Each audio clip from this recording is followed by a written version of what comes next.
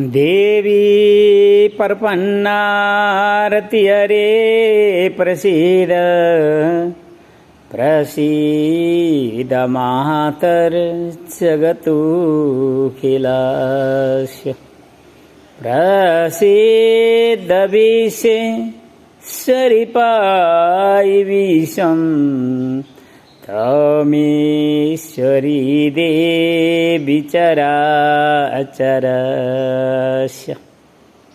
आज 2079 भाद्र 27 गते सोमबार। अहिले बिहानको 8 बजिरहेको छ। म यो समय श्री बुढी गण्डकी र त्रिशुली बेनी सङ्गम श्री गौरी शङ्कर सङ्गम नामको एउटा धार्मिक पर्यटकीय क्षेत्र परिवेशमा छु, जहाँ श्री गौरी शङ्कर सङ्गम माता तीर्थधाम धादिङतर्फ, अर्कोतर्फ गोर्खा जहाँ नीलकण्ठ महादेव र गौरी शङ्कर घाट, अर्कोतर्फ सिद्धलेक। तो जुन बुढी गण्डकी र त्रिशुलीको बेनी सङ्गम, गौरी शङ्कर घाट, गौरी शङ्कर सङ्गम पनि हो। यस एउटा त्रिकोणात्मक तीर्थमा उभिएर मैले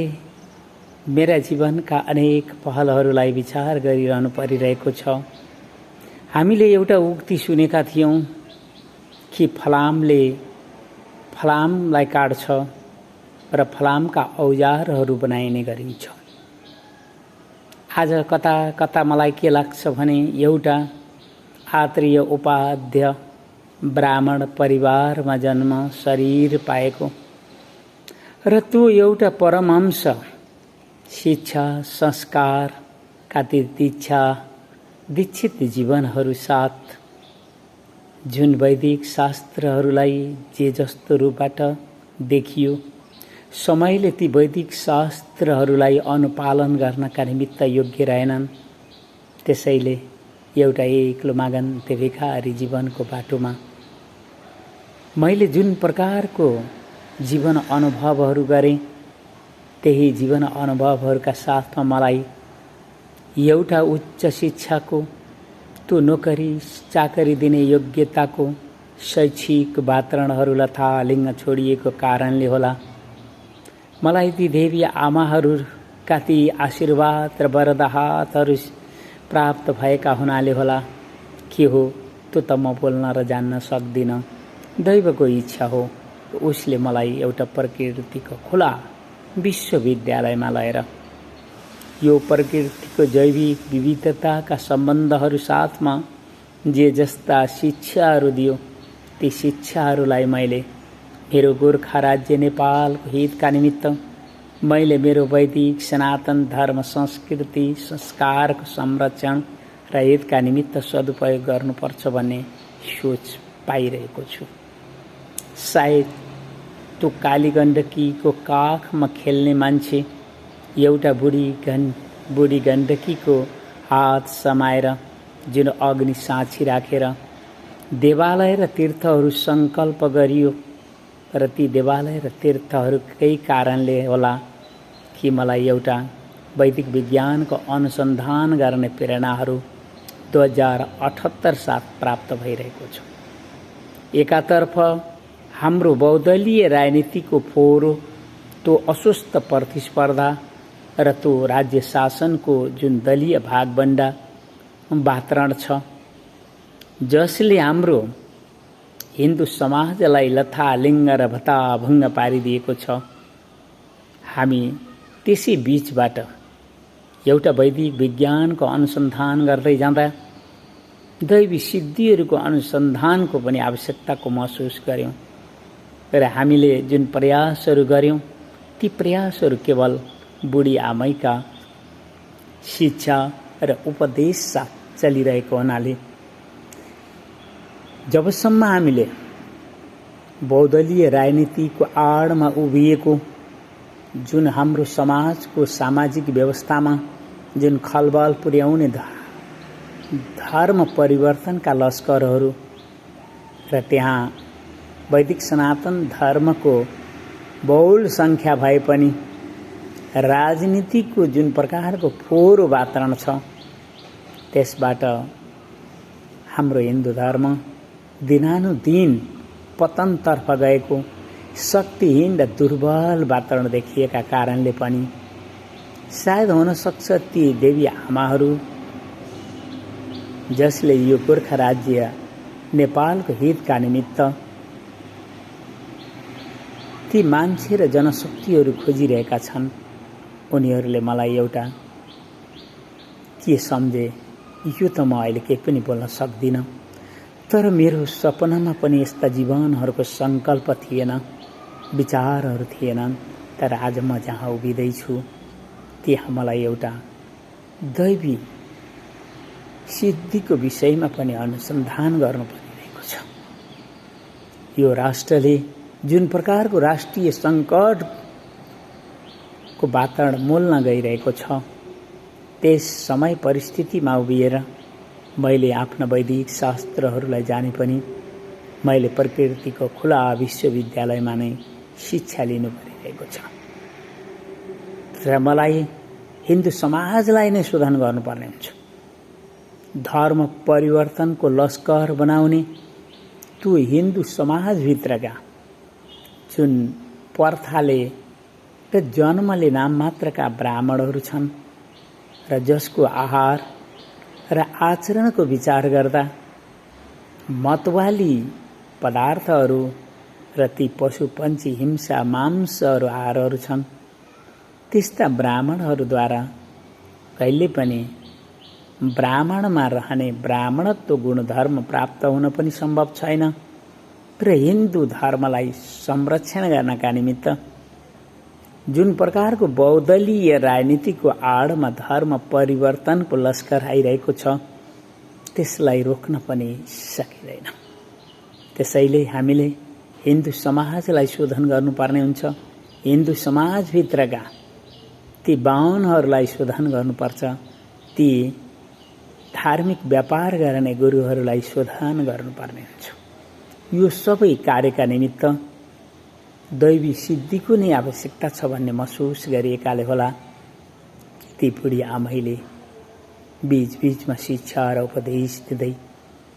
ब्राह्मणहरू मतवाली पदार्थ खानेहरू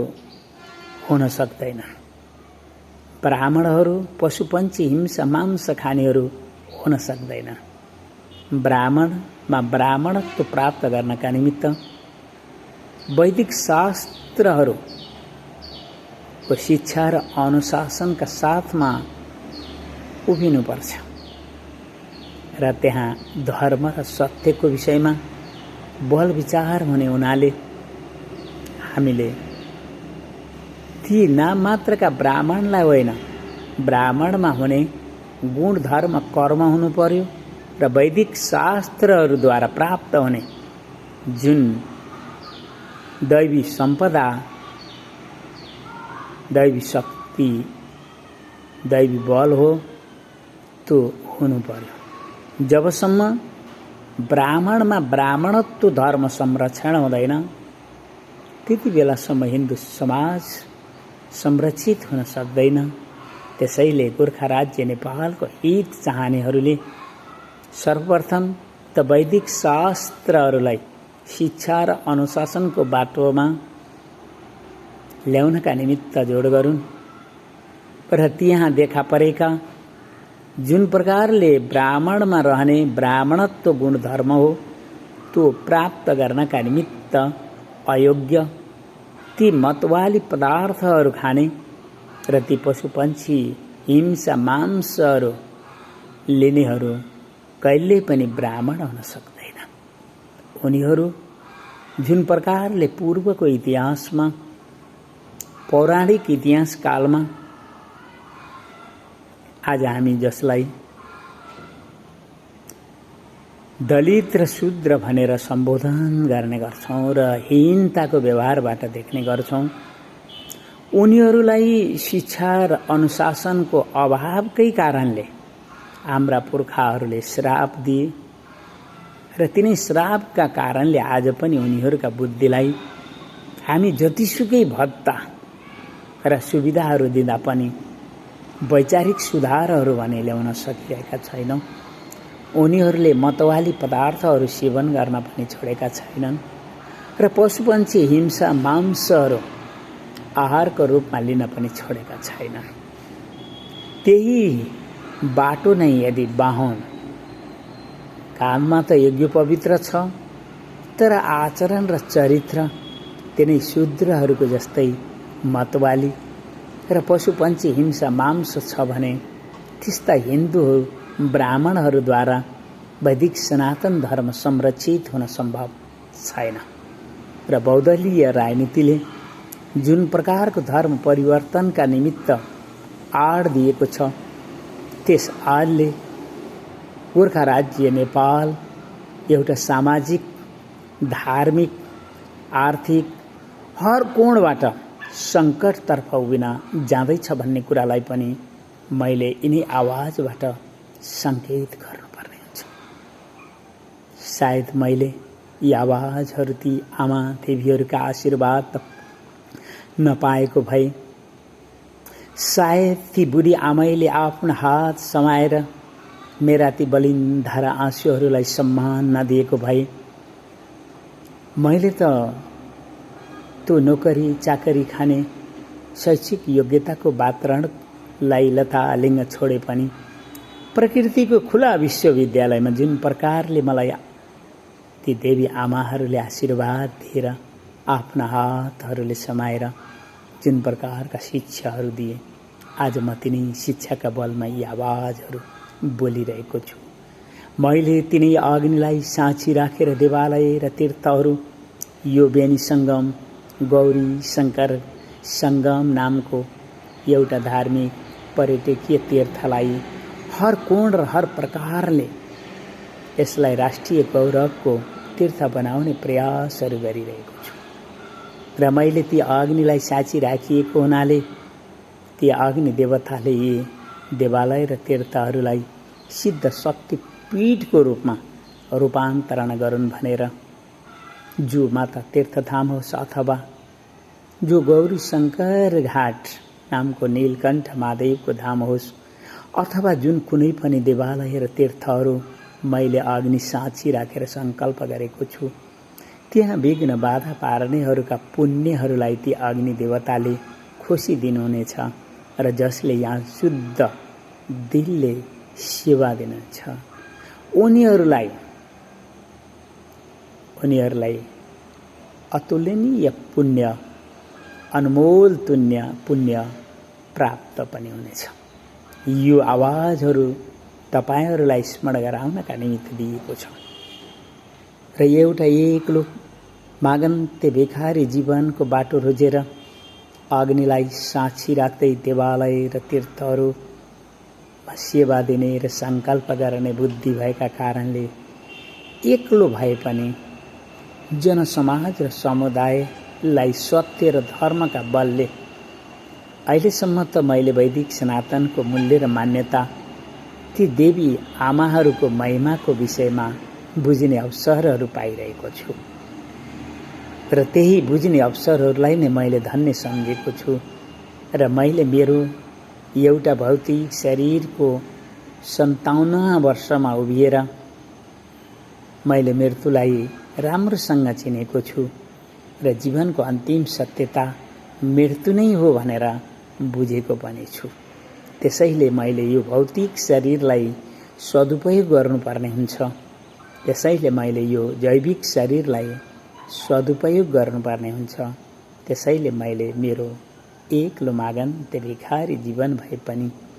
प्रकृतिको खुला विश्वविद्यालयमा जुन प्रकारले शिक्षा लिने अवसरहरू पाएको छु त्यसको सदुपयोग